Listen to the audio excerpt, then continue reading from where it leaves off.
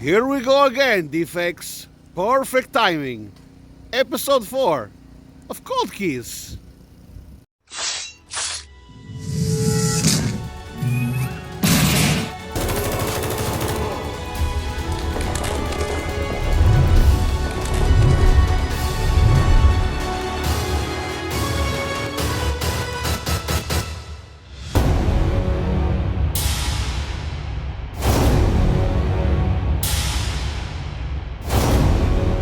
So, welcome to Cold Keys, episode 4. We are excited. We got some stuff to drop on you today. Butch is ready. Look at him. He's excited. Ready to go. Ready to go. Matt Forge is here. Matt Forge, what's up? I got some notes, baby. You know what that means. We are ready, guys. But before we start, as always, a little homework. Do me a favor. Hit the thumbs up. Like the video. I hope you like it. I hope you like what we're doing. Last time, you seemed to like it a lot. So we're excited about this one. Comment. Throw a comment in the bottom. You know, type a little bit. Sub us up. If you're not subbed up already, if this is your first time here, come on, hit the bell. Know when we're putting up stuff like this because you know what? We got a lot of stuff to say. People like to hear it. People are listening. Well, people are listening. Some people, I'll tell you that much. Some people are listening. You know what? Oh, get excited. Our friends are in the comments below. They're in the description below, not in the comments. They're in the description. All our friends of the channels, and we got a couple sponsors, guys. Mutant Beaver Comics, check them out. They're from Canada. They ship all over the place, and we got Express Comic Book Pressing Service. Erod, check him out. He's the best. All right. So get ready. Here we go. Cold Keys. First on the list this week is Giant Size Defenders number 3. Jay, I know you got a lot to say about this book, brother. That's it. Giant Size Defenders number 3, guys. First appearance of Korvac. Michael Korvac, guys. Steve Gerber and Ron Wilson creation, guys. This character has so many ties to superheroes in the MCU, from Silver Surfer to Doctor Strange to Captain America to Thor to Guardians of the Galaxies. Heavily rumored, again, guys, heavily rumored to pop in the MCU, but unconfirmed. So, this is the time to get the books, guys, before they get, before you hear that confirmation of a character. That's why this is a cold key. Matt, if you could pull up some data for us. Let's see some data, baby. You know I'm a numbers guy. So, guys, we'll pick a 9.4, kind of middle of the road type of book for something that's from 1975. And you could see here, guys, in 2019, the average was $462. 2020, it dropped down to $421. The 12-month average in at $426, which only went up $5. The 90-day average drops all the way down to $416. And the last sale was at $470. So maybe somebody knows something. You could see the spike right here, guys, where Matt has the arrow. You see it hit high. That was in August of 2019. The high there was $630. Now, as you could see, it dropped considerably, almost $200. Why has it dropped? Maybe because there's not as much speculation behind them as there was back then. But this is one of my picks, guys. You know Korvac's coming. He's a cool character, half human, half computer cyborg. And with all these ties to all these different people in the MCU, it could only be a matter of time. And listen, if it's not, it's still a first appearance of a cool character that you could grab on the cheap. Number 2 on the list, we have Amazing Spider-Man number 124. Matt, take it away. All right, guys. You know, Matty Forge was going to do something bronze or silver. So got a little nice Bronze Age key here from one of the best runs in all of comics, right? That 120 through 129 ASM. I don't know, Dave in the cave is watching, nodding his head, yes. ASM 124, 1973. Jerry Conway and, of course, John Romita Sr. Guys, This is the first appearance of John Jameson Jr., better known as Man-Wolf. Nice. And guys, with everything we know already, again, this isn't confirmed. This is kind of barely even rumor, not even close to the Korvac like Jay was talking about. But this, a lot of people are just assuming that this makes a lot of sense, right? And if you haven't, here's how that breaks down. So, J. Jonah Jameson, we saw in the end of the last Spider-Man.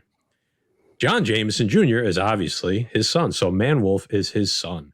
And we know that Marvel and Sony, they're playing nice again. And obviously Sony's doing Morbius. And along with Morbius, that goes right along with Man-Wolf. Okay. And one of the characters that has been confirmed for Morbius, which is Agent Shroud, I think Tyrese Gibson's playing him, right? Yep. Mm-hmm. A lot of ties to Man-Wolf. So between Dracula, we got vampires, we got Blade, you got Morbius. I think Werewolf by Night they talked about, Man-Wolf. This is a safe bet. This character is a safe bet. So enough of me rambling. Let's look at some data here. Back to the Vanna White. All right, guys. Obviously, this is a little bit more of an expensive book on the higher grade, so we're going to dip down. Like we like to stay in that $300 to $400 range. So first thing you notice, there's not a ton of sales. Okay, $330 back in August of last year. So let's go with something a little bit more recent. Let's go with the 9.0. It's right in that $300 range. So in 2019, there was basically no hype behind this. You were at $197. 2020, you're looking at $284 as the average price. Obviously, that was your big jump.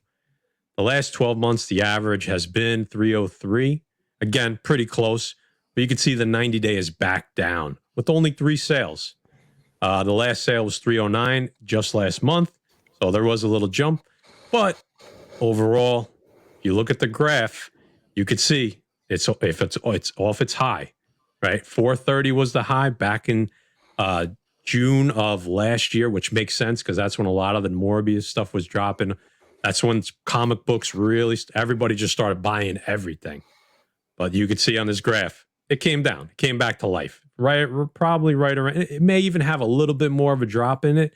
But guys, you could see that the peak of $430 was with no news.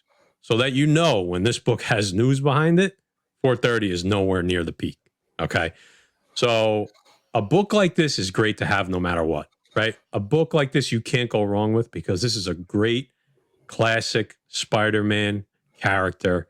Great early Bronze Age book to have. So even if this character doesn't hit in the MCU, this is a book that's pretty good for the PC. Number 3 on the list, guys. Thor, number 208. I'm going to throw this back to Jay and see what he's got. Here we go, guys. Another book with not a ton of sales out there.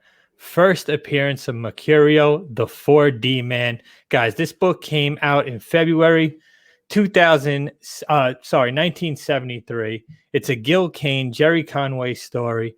Another character that has heavy ties to a lot of different things going on in Marvel right now. He's tied to Captain America. He's tied to the Thor Corps. He's tied to the Venom symbiote. More importantly, he's tied to Thor and Donald Blake, guys. And he's tied to Guardians of the Galaxy. And maybe, just maybe, we haven't seen Mercurio yet, but what we did see is one of his species pop in Guardians of the Galaxy. Matt, if you could throw that up for me, you could see the side-by-side resemblance there, guys. He's from the planet Gramnos. This is in Guardians of the Galaxy when they're stuck on that Klin prison that the Nova Corps run. So, striking similarity there. This character happens to die in Guardians of the Galaxy.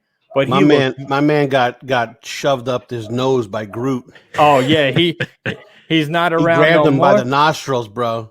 But this is another book, guys. Another first appearance of a big Thor character. All right, guys. So we got sales data here, and as you could see, this is the definition of a cold key. There's barely any sales data on this book. If you go back to a 9.6, 2019, you got $108. For a 9.6, 2020 average $105, $3 down. 12-month average $105, and the last sold August of 2020, $95, guys. Again, in that 9.4, you got 2019, $75. 2020 drops down to $67. 12-month average, $67. And last sale, of course, $67 because of that 12-month average. So a book, guys, like Matt Ford said, you might not want to get this slabbed. You might want to grab this book raw because, hey, listen, if he hits, it's a cheap investment and it's a book worth getting. And, you know, it's a Thor character that could eventually pop. So why not roll the dice? Who knows? We could be right. We could be wrong, but it's a first appearance and it's a key.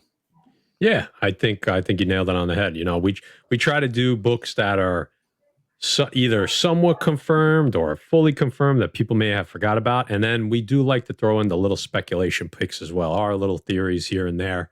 You know, this is one. I think the story of the sales data is that there is none. Right, the volume is basically nil.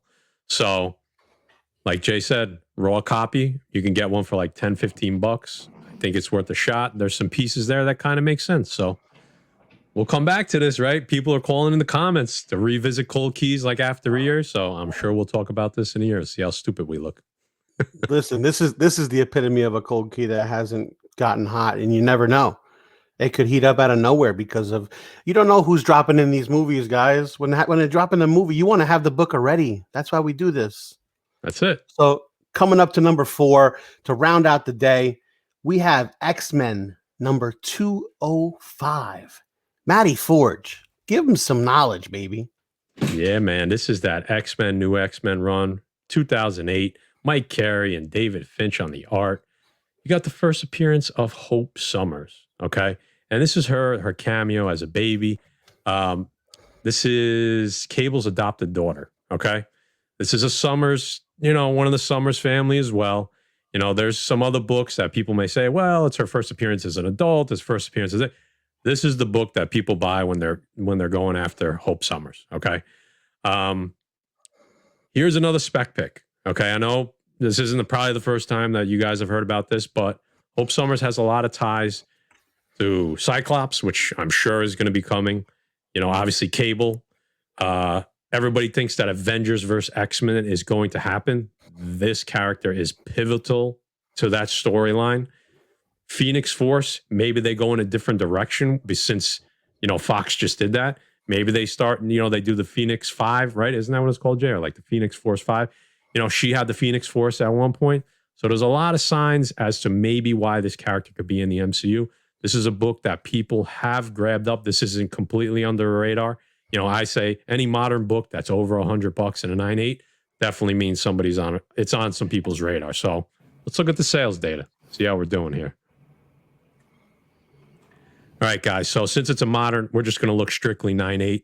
All right. You could see 2019, 162, 2020 average, 155, 12 month, 156, essentially the same. And the 90-day, 161, that's essentially the same.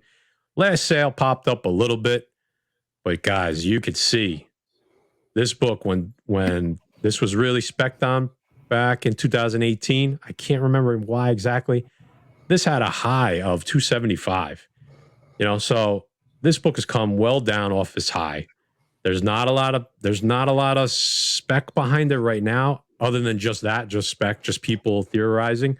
We gave you some good reasons as to why. This is a book I always look for in back bins. It's a hard book to come by in a 9.8. It's a black cover. We showed you to you there on the screen. It's tough to get that spine perfect. Jay always knows when we go out hunting. You got any X-Men 205s there? He's always looking out for us because it's a tough book to find in back bins. All right, not a huge print run. This is kind of when the X-Men storyline slowed down. So I think this is a book that's not super cheap.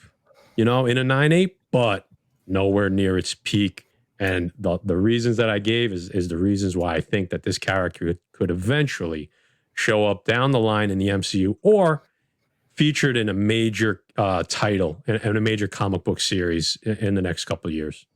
Boys, anything on the way out? That's it. Let us know what you think in the comments, guys. And if you have a cold key that you're talking about, hit us up on Instagram or hit us in the comments, and maybe we could highlight that comic. Great idea. Thanks, guys. We'll catch you on the next one.